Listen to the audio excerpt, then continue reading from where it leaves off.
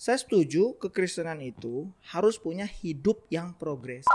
Apa supranaturalis? Secara berlebihan itu ngomongnya kayak kamu kurang berdoa aja. Ya, kurang beriman kan. Jadi kita menghubungkan kebenaran iman sama perkembangan zaman.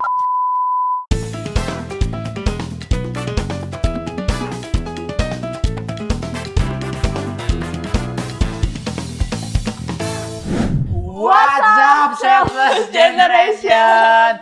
Welcome back to Undergold TV. Hari ini kita bakal bahas topik yang luar biasa. Iya. Dibahas dengan orang yang sangat luar biasa. Orangnya masih sama, topiknya Berbeda. Tapi sebelum kita lanjut, aku mau kasih apresiasi dengan beliau. Beliau Gimana? ini dari pagi sibuk banget dengan bertemu hal-hal yang banyak. Sampai masih tadi juga mungkin kayaknya lagi meeting sama orang, tapi masih menyempatkan waktu untuk membahas Kristen progresif yang lagi beredar-beredar. Please pihak kampas terwesat. Wah, ini udah bangun tadi tidur. shoot kondor langsung gitu. Iya. Bang, kita langsung aja deh ya. Jadi aku tuh bingung banget loh, Bang. Bingung banget. Pegangan, awas jatuh. Bingung Lagi banget. bingung. Bang, aku bingung banget, Bang. Jadi aku bingung banget. Jadi aku tuh nonton dua podcast. Dan yang satunya aku nonton cuma setengah. Tapi waktu ada pembahasan itu aku langsung ke riset, langsung udahan. Yang kedua, aku nonton sampai full, tapi di situ langsung aku membuat bertanya-tanya, Kristen mana nih yang benar? Kamu nyanyi ya? Bentar. Tapi Kristen ini, dan ada yang baru namanya yang mengguncangkan keimanan kekristenan, namanya Kristen progresif. Kristen progresif, tafsiran baru, ajaran baru, yang aku bertanya-tanya, ini tuh keluar ajarannya Yesus atau enggak ya? Menurut Abang, apa tanggapan Abang tentang Kristen progresif ini? Abang serius banget mukanya. Ya. Harus gimana dong gua? Bang, ini lagi kayak capek banget ya. Yang pasti kalau pengkhotbah 10 bilang di bawah kolong langit ini nggak ada yang baru. Jadi semua yang kita tahu, bahkan baru tahu, sebenarnya sudah pernah ada di waktu-waktu yang lalu. Nah, kalau kita bicara Kristen progresif, ini kan lagi marak ya. Dan sebagai gembala yang menggembalakan anak muda, saya juga punya tanggung jawab nih. Ya, at least anak-anak muda yang saya gembalakan, Tuhan percayakan jangan tersesat. Ya. Kalau kita balik ke akar kata Kristen, seharusnya setiap kali tadi David bilang, ini Kristen mana yang benar? Seharusnya kalau kita bicara Kristen, Kisah Rasul bilang hari itu banyak orang memberi diri dibaptis, dan hari itu bertambahlah jumlahnya sehingga untuk pertama kali mereka itu disebut Kristen. Sampai di sini oke? Jadi Kristen itu arti kata sederhananya pengikut Kristus. Ya. Jadi kalau kita sebenarnya bicara Kristen, bukan salah benar. Kristen itu kalau kita tanya, Kristen apa ya? Kristen adalah Kristus. Jangan dibingungin. Nah, Kristen yang tidak menaruhkan Kristus atau mengikuti Kristus, nah udah pasti itu bukan Kristen. Sampai di sini oke? Oke. Nah, tadi kata berikutnya yang sekarang lagi dipasang yaitu progresif. Nah, kalau kita bicara arti kata dasar atau umumnya lah, progresif itu apa, Arwan? Progresif tuh kemajuan. Kemajuan. David? Ya, kemajuan. So, kemajuan apakah kata yang salah? Enggak. Saya setuju kekristenan itu harus punya hidup yang progresif. Wow, menarik. Hidup yang maju dong. Ya. Ngapain kita ikut Tuhan kalau hidup kita gitu-gitu aja? Tangkap ya? Tangkap. Jadi kalau kedua kata ini digabung dalam makna yang saya maksud, sebenarnya nggak ada kebingungan. Memang kekristenan itu harus progresif. Wow. Jadi sebenarnya kalau kita bicara Kristen progresif dalam pandangan saya ya, menurut saya di sini kita disclaimer dulu.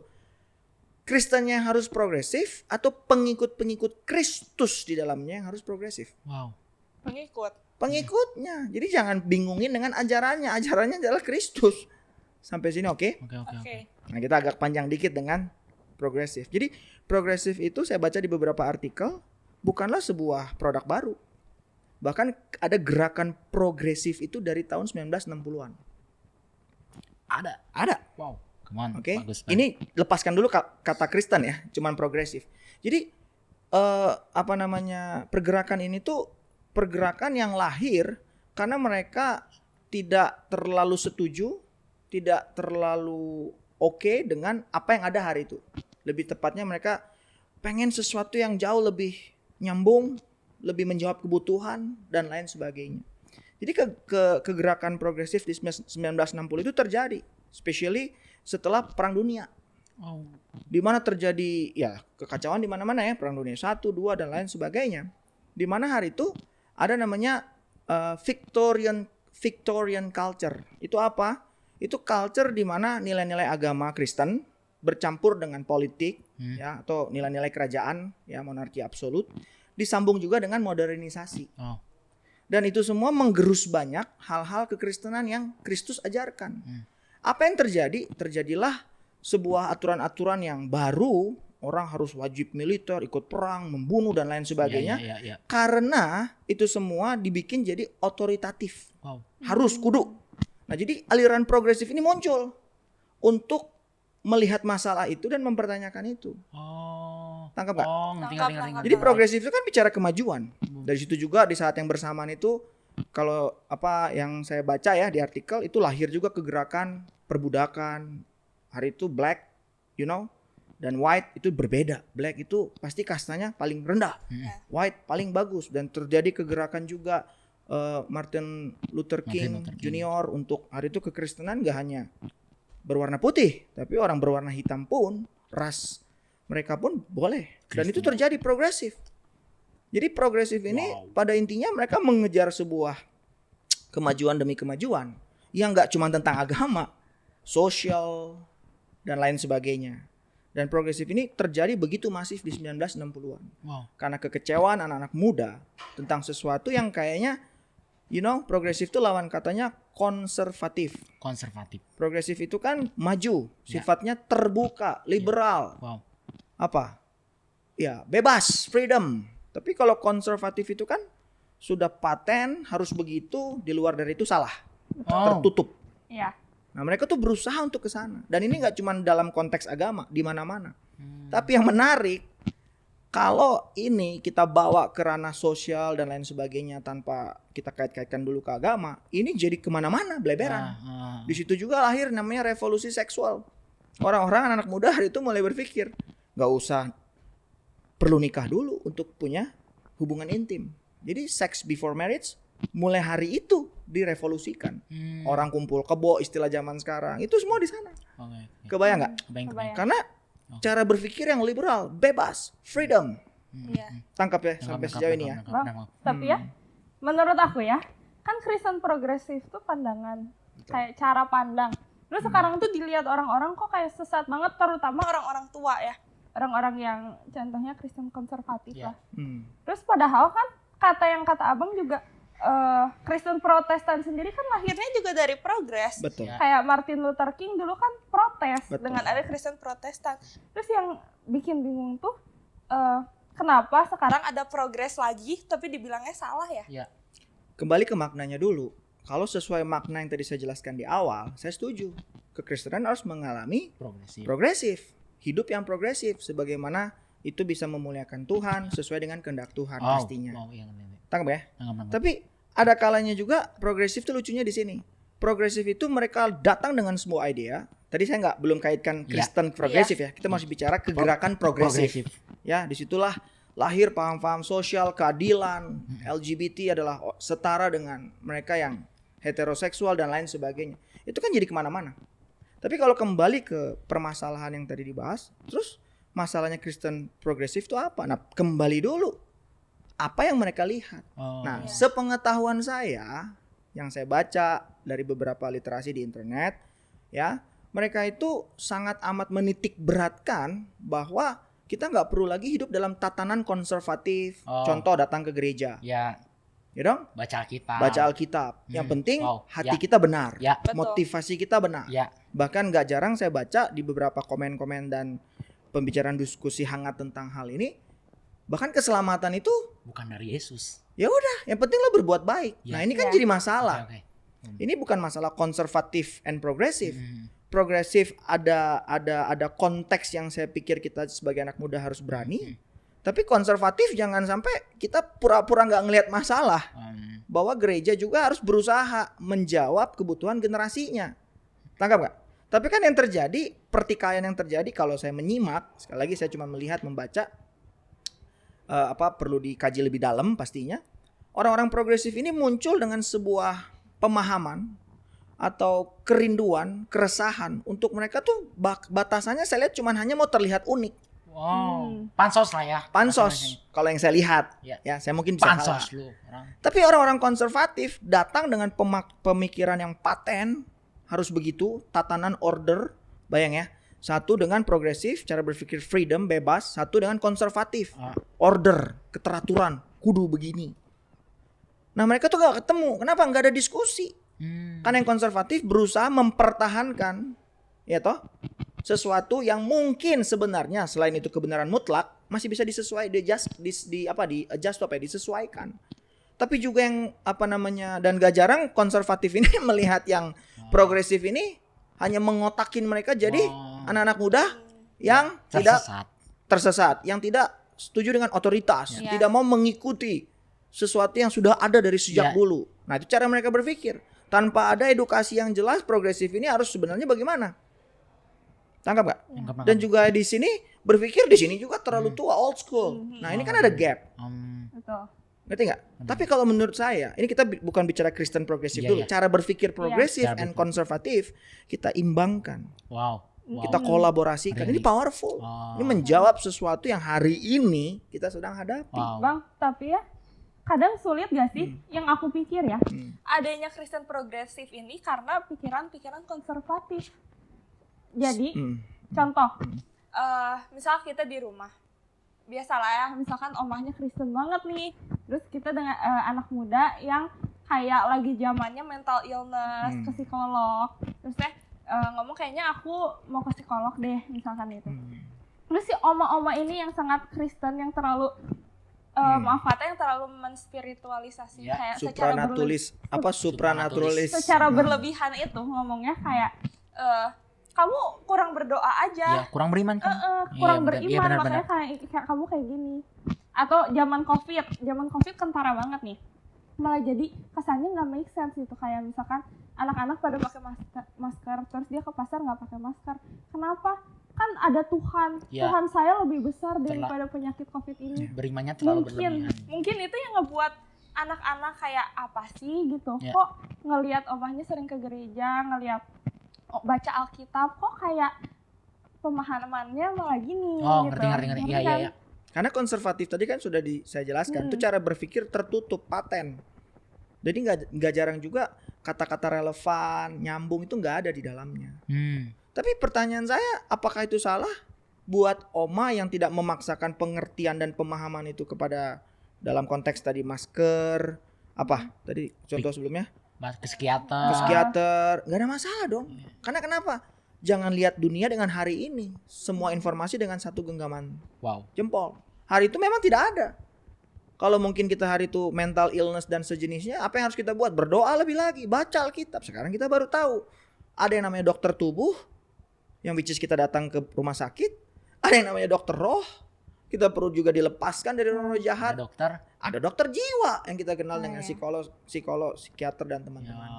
Tapi tadi kan melengkapi. Ini kan sesuatu yang baik, bukan sesuatu yang menggantikan. Nah, tapi untuk pemahaman konservatif ini bahaya. Jadi saya berbicara pemikiran ya. Sekali lagi kita belum bahas ke Kristen progresif.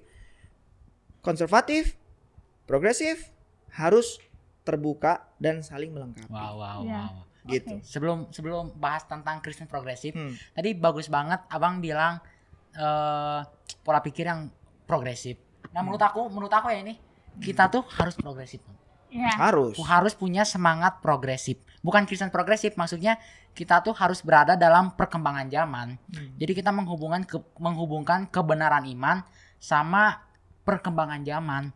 Yang which is itu firman Tuhan yang relevan. Jadi kayak menurut aku anak muda sekarang tuh harus keterbuka dengan pertanyaan, terbuka dalam perubahan, tapi harus berakar dalam kebenaran gitu. Karena yang aku lihat Bang, Yesus tuh progresif. Yesus tuh progresif. Jadi dia merubah cara berpikir orang beragama waktu itu. Kayak contohnya kayak dia mendefinisikan ulang hari Sabat waktu itu. Jadi kayak hari Sabat waktu itu kayak maksudnya tuh kayak kamu boleh menghormati hari Sabat. Tapi hari Sabat tuh bukan hanya tidak bekerja 1 hari tapi menghidupi hatinya Tuhan waktu itu. Jadi Yesus tuh menyembuhkan orang lumpuh kan yang waktu itu. Dan ada yang kedua, sebenarnya banyak progresifnya Tuhan, tapi yang kedua bagus banget. Jika kamu melihat dan menginginkannya, kamu tuh udah berzina dalam hati. Yang kita tahu kan berzina hanya melakukan seksual kan. Betul. Nah, menurut Abang, apakah oknum tersebut ini tuh ikut cara Yesus, tapi apakah oknum tersebut tuh keluar dari jalannya Yesus? Berdasarkan yang saya lihat, dengar, baca, masalahnya kan paten-paten yang memang kebenaran itu yang coba dipelintirkan. Contoh, saya bicara di sini. Keselamatan itu gak hanya di dalam Yesus. Yes. Ya. Ada lagi statement kalau saya nggak salah, Alkitab itu tidak 100% Tidak 100% benar. benar karena dicatat oleh manusia. Itu ini. kan ya. Padahal Yohanes 1 ayat 1 sampai 5 udah jelas. Pada mulanya adalah Allah. Allah adalah firman. Iya. Dan Allah menciptakan dan lain sebagainya. Betul nggak? Jadi permasalahannya yang saya lihat di sini mungkin secara pemikirannya nggak 100% salah. Tapi dikontekskan dalam kebenaran mutlak yang which is keselamatan tadi. Firman Tuhan yang adalah cara kita melihat kebenaran yang mutlak. Betul nggak? Iya. Firman Tuhan harus mutlak dulu. Wow. Sekarang gini, aturan main bola ketika sliding dengan kondisi tertentu kartu merah. Betul kan? Betul. Semua orang tahu itu, betul? Tahu. Tapi ketika itu dibuat, semua setuju nggak di dalam lapangan? Belum tentu. Belum tentu. Ada yang nggak setuju, ada yang nggak ini. Tapi aturan ada. Yes, ngerti. Tangkap nggak maksud saya? Nangkap. Menurut dia itu kepleset dan lain sebagainya. Diving, itu atau apa, diving, iya, pura-pura dan lain sebagainya. Tapi aturan itu semua tahu nggak? Tahu. Saya pikir aturannya jangan diganti. Wow, keren. The way kita melihat praktek aturan itu yang harus kita pelajari ulang dengan baik. Wow. Bang, tadi abang ada ngebahas yang katanya keselamatan di luar Kristus. Itu menarik tuh. Jadi sebenarnya ya Kristen progresif ini menurut aku sama kayak, bukan sama sih, mirip sama Kamu. mirip sama agnostik. Wow. Jadi waktu itu aku cerita sedikit ya. Jadi waktu itu di sekolah aku ada satu teman agnostik. oknum lah, kita bilang Oknum. ada satu oknum. Beliau ini bukan teman. Jadi dia tuh agnostik. Terus dia bercerita. Dia bercerita tentang pola pikirnya dia. Dan pola pikirnya dia ini sangat make sense ya Make sense banget. kala itu. Logik. Aku langsung tuh ngobrol sama Bang Inton kan waktu itu. Dan waktu aku nonton podcastnya si Kristen progresif Ya. ini, pola pikirnya sama. Banget. Jadi gini Bang, jadi di Kristen progresif sama agnostik ini adu keadilan. Ya. Kita ngebahas keadilan. Jadi anggap aja aku yang ngomong ya, misalkan aku nggak bakal mau punya Tuhan, punya Bapa yang aku sembah, yang katanya ngajarin kasih, tapi Yes. kok nggak adil. Kenapa nggak adil? Jadi kalau sebagai orang Kristen kita punya percaya ada dua, surga dan neraka. Kenapa Tuhan Yesus datang ke bumi ngajarin kita kasih, tapi masih ada surga dan neraka? Kalau misalkan aku jadi seorang bapak ya, aku jadi seorang anak punya bapak. Misalkan aku bawa pacar beda agama nih, terus udah gitu nggak disetujuin lah. Terus kata orang tua aku, pilih mama atau pilih pacar kamu. Ya. Terus udah gitu aku pilih pacar aku, misalkan aku keluar. Ya sebagai orang tua yang baik gak mungkin dong langsung dicoret dari kakak. Dicoretnya pun Betul. aku tetap anaknya. Ya. Betul. Jadi maksudnya tuh di sini yang mempertanyakan kenapa Tuhan ngajarin kasih tapi nyiptain surga dan neraka, yang bakal tahu pasti ada anaknya yang masuk ke neraka itu sendiri Nah, gitu. benar. Oke. Saya jawab dengan sebuah ilustrasi, mudah-mudahan membantu. Kalau kita main bola, gak ada gawangnya.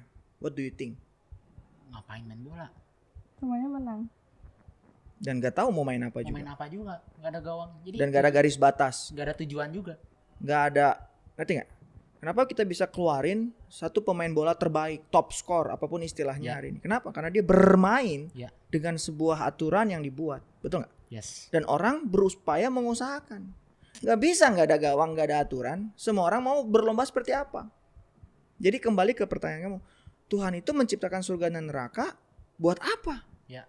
Menurut kamu dengan penjelasan barusan, supaya hidup ini ada tujuan dan ada arah. Wow. Bukan hanya tendang sana tendang sini. Terus ngapain gitu loh? Wow. Gak bisa. Tangkap ya? Nggak. Saya harap ilustrasi ini membantu ya. Ya. Karena memang iya ya. Iya dong. Tapi ingat, kita itu bukan berbuat baik untuk masuk surga. Ya. Kita tuh udah otomatis masuk surga karena kita percaya Yesus. Yes. Ya. Jadi bedanya apa sih Bang? Kalau di luar sana orang itu berusaha baik untuk diselamatkan. Kita itu orang-orang yang sudah diselamatkan terlebih dahulu sehingga kita mampu berbuat baik. Wow. Itu aja udah beda. Wow.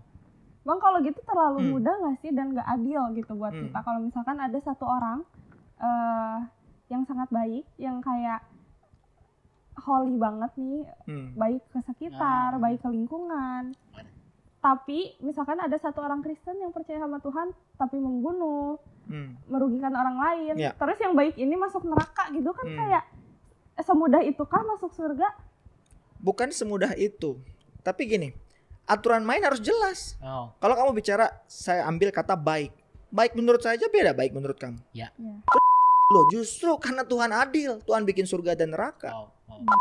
Misalkan aku agama A, aku percaya Yesus tapi aku tetap di agama A ini, nggak mau masuk Kristen.